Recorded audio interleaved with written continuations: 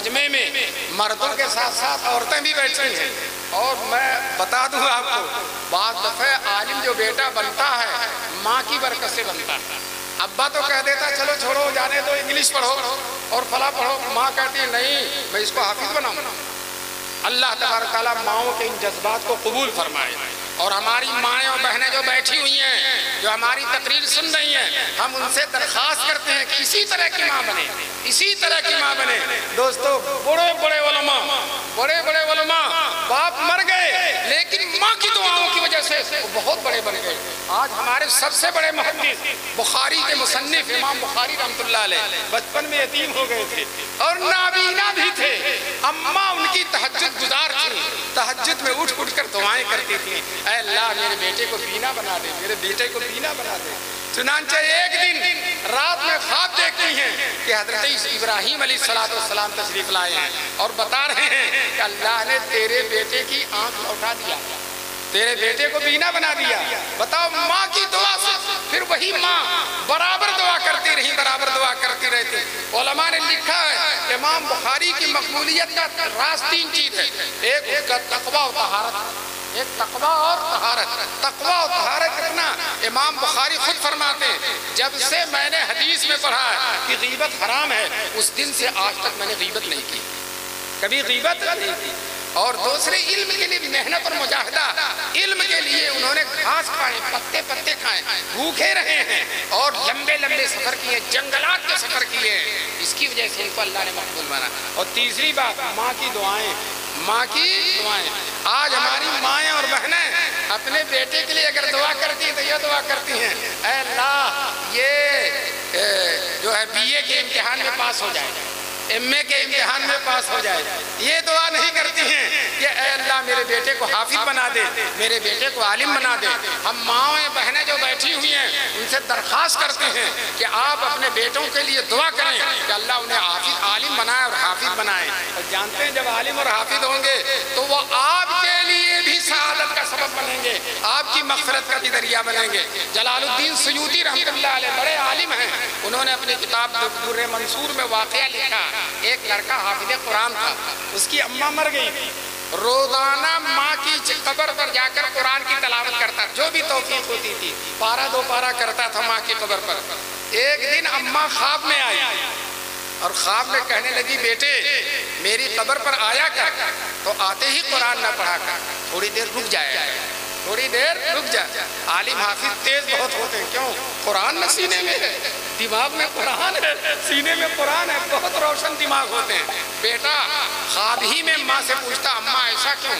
میں آپ کی قبر پر آؤں تو تھوڑی دیر رک جایا کروں، پھر قرآن پڑھا کروں، ایسا آپ کیوں کہہ رہے ہیں؟ تو ماں نے کہا، بیٹے جب تو میری قبر پر آتا ہے اور آتے ہی قرآن پڑھنا شروع کر دیتا تو تیری قبر سے لے کر میرے منہ تک اتنا نور ہوتا ہے، اتنا نور ہوتا ہے کہ اس نور کی فراوانی میں تیرا چہرہ نہیں دیکھ پاتا، اس نور کی فراوانی میں تیرا چہرہ ہے۔ بتاؤ یہ نور کون دے گا؟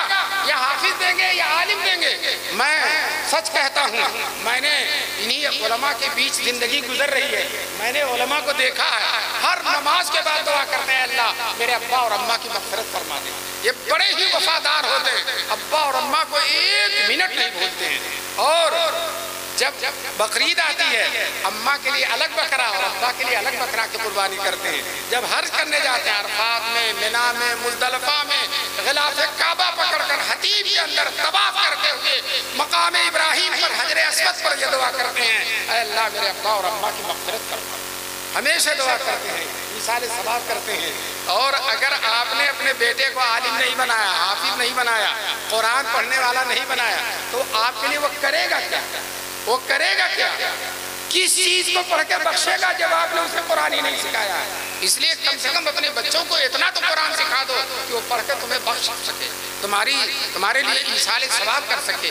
دوستو، علماء ہمارا بھی یہی حال ہے، ہم جب اپنے وطن جاتے ہیں، سامان رکھا فوراً ابا کی قبر پہ جاتے ہیں، فوراً والد صاحب کی قبر پر۔ اور اگر عالم اور حافظ و دیندار نہیں بناؤ گے، علماء کی صحبت میں نہیں رکھو گے، تو دفن کرنے کے بعد تمہاری قبر پر کبھی نہیں جائے گا۔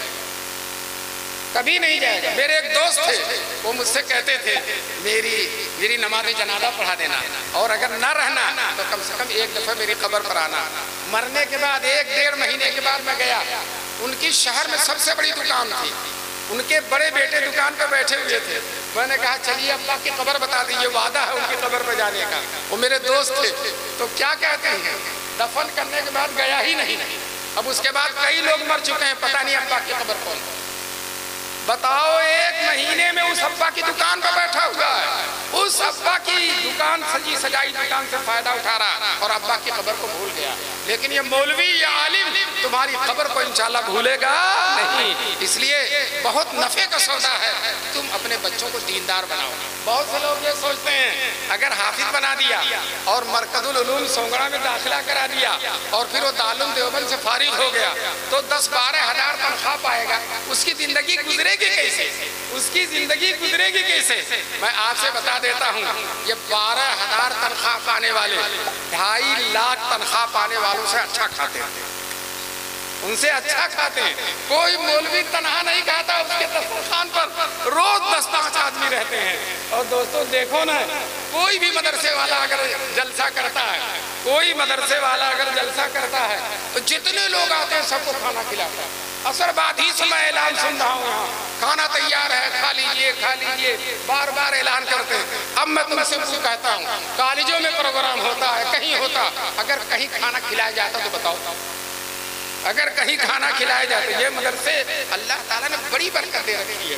شیخ الاسلام حضرت مولانا حسین احمد مدنی رحمۃ اللہ علیہ 500 روپیہ تنخواہ تھی ان کی، اور 50 مہمان روزانہ کھاتے تھے۔ کتنے مہمان؟ 50۔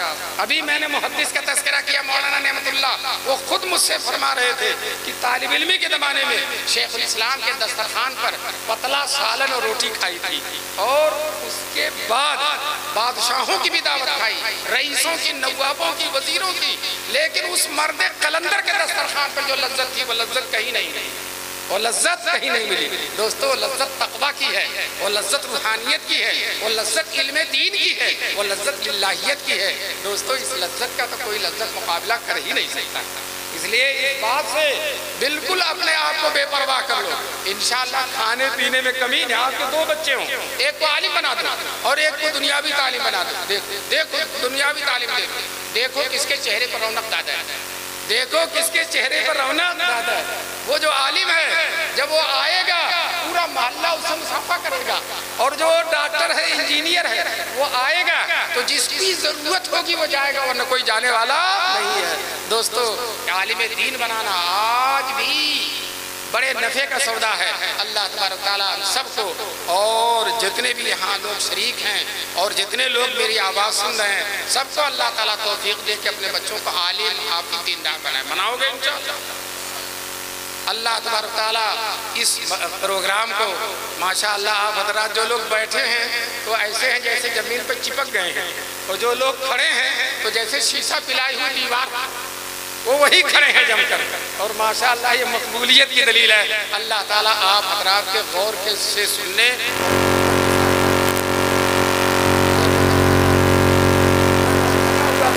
اور لوگ جا ہی نہیں رہے تھے، تو میں نے کہا میرا قصور نہیں، آپ کا بھی قصور ہے جو لمبی تقریر ہو گئی ہے۔ آپ لوگ اگر جانے لگتے تو میں تقریر بند کر دیتا، لیکن جب آپ گئے ہی نہیں تو میری تقریر لمبی ہو گئی۔ اللہ تبارک تعالیٰ جو کچھ بھی میں نے کہا اسے قبول فرما لے، اور ہم سب کو ان باتوں پر عمل کرنے کی توفیق نصیب فرمائے۔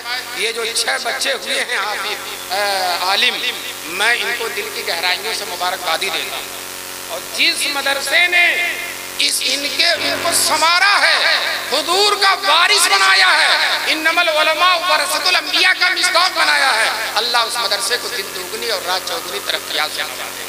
اور اے علماء، معمولی محنت نہیں ہے ان کی۔ ابھی مولانا عاقل صاحب ہیں، مظاہر علوم سہارنپور میں شیخ الحدیث ہیں، اور بہت بڑے عالم ہیں، اور ابو داؤد شریف کے سارے ہیں، بہت بڑے عالم ہیں۔ حضرت مولانا یونس صاحب رحمۃ اللہ علیہ کے بعد انہیں بخاری ملی، تو سبق پڑھانے کے لیے 7-7 گھنٹہ مطالعہ کرتے ہیں۔ کتنا؟ 7-7 گھنٹہ مطالعہ کرتے ہیں۔ تو یہ لڑکوں کو جو پڑھاتے ہیں علماء، راتوں کو اٹھ کے جاگتے ہیں، راتوں کو اٹھ کے جاگتے ہیں، مطالعہ کرتے ہیں، لغت دیکھتے ہیں، شرحیں دیکھتے ہیں، پوری تیاری کے ساتھ آ کر طلباء کے سامنے بیٹھتے ہیں اور علوم نبوت سے ان کے سینے کو آراستہ کرتے ہیں۔ یہ ان علماء کی بڑی قربانی ہے۔ یہ جو ہے اتنی محنت کوئی کر نہیں سکتا ہے جب تک کہ اللہ کا خوف نہ ہو اور اللہ کی محبت نہ ہو۔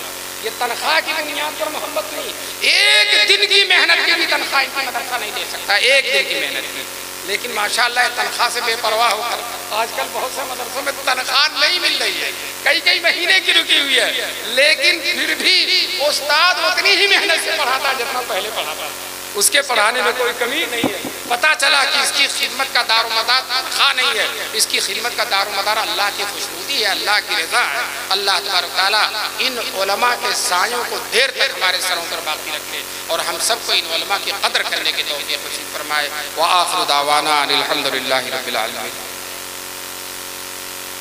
درود شریف پڑھ لیجیے۔ اللہم صلی علی سیدنا و مولانا محمد وعلی آلہ وصحبہ وبارک وسلم۔ ربنا ظلمنا انفسنا وإن لم تغفر لنا وترحمنا لنكونن من الخاسرین۔ اے اللہ ہم سب کے گناہوں کو معاف فرما دے، اے اللہ ہم سب کو اپنی مرضیات پر چلنے کے نصیب فرما، اے اللہ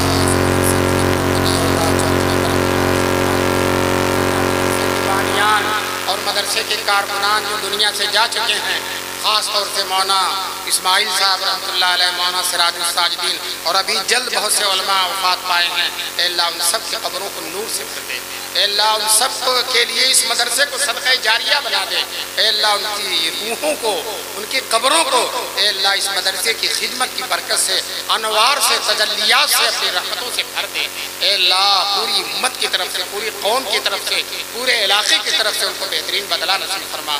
اے اللہ یہ جو 6 بچے عالم ہوئے انہیں عالم ربانی بنا دے، اور مدرسے میں جو بچے حافظ ہوئے ہیں میرے مولا ان کو عالم دین بنا دے۔ اے اللہ اس ملک میں اسلام اور مسلمانوں کی حفاظت فرما، مسلمانوں کے جان مال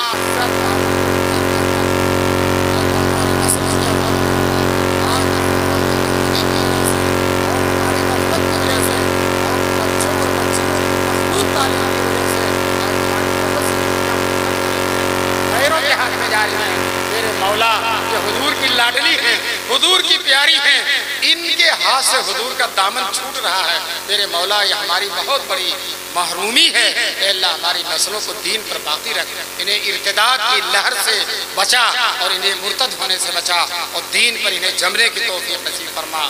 اور جو والدین اپنی بچیوں کی تعلیم سے غفلت کر رہے ہیں اور بے پردگی کے ساتھ مخلوط اداروں میں بھیج رہے ہیں اور آنے جانے پر بھی نظر نہیں رکھتے ہیں، اے اللہ ماؤں اور باپوں کو جو ہے بالغ نظری نصیب فرما، دیدہ وری نصیب فرما، اپنے بچوں اور بچوں کی ایمان کی حفاظت کا جذبہ نصیب فرما۔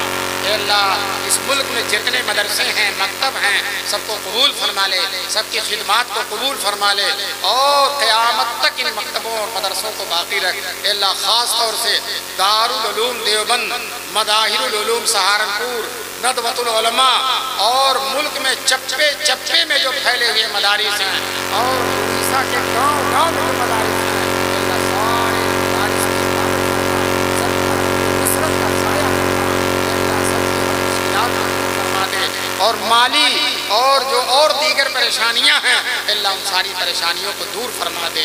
اے اللہ ہم میں جو بیمار ہیں انہیں شفا نصیب فرما دے، جو مقروض ہیں ان کے قرضوں کی ادائیگی کی غیب سے سبیل پیدا فرما دے۔ اے اللہ بہت سے لوگوں نے دعاؤں کے لیے کہا ہے، کسی کے بھائی بیمار ہیں، بہن بیمار ہیں، باپ بیمار ہیں، اے اللہ سب کو شفائے عاجل و دائم نصیب فرما دے۔ اے اللہ جو پریشان ہیں ان سب کی پریشانیاں دور فرما دے۔ یہ جتنے علماء اڑیسہ کے گوشے گوشے سے یہاں آئے ہیں میرے مولا سب کے آنے کو قبول فرما لے، اور ان علماء کی دستگیری فرما، ان پر اپنی رحمت خاصہ نازل فرما، اور دین کی خدمت کے لیے ان کے اندر جذبہ پیدا فرما۔